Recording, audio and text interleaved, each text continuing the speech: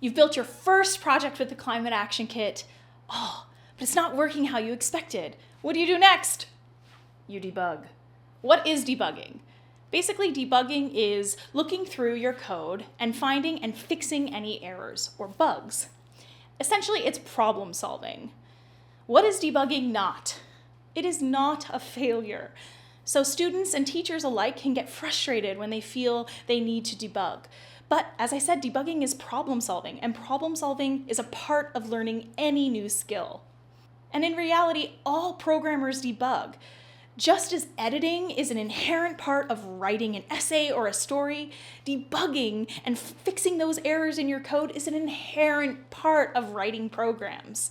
I often like to say debugging is coding. You can't have one without the other.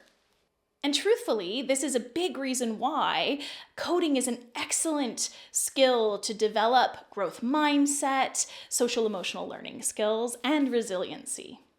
So how do we debug? Well, first off, it's really important to test your code often. So anytime that you make a small change, re-download it to your microbit, see what happens. This way you can catch mistakes early. It's important to read your code from top to bottom or explain it to a friend. This might help you identify any jumps in logic that are leading to the bug.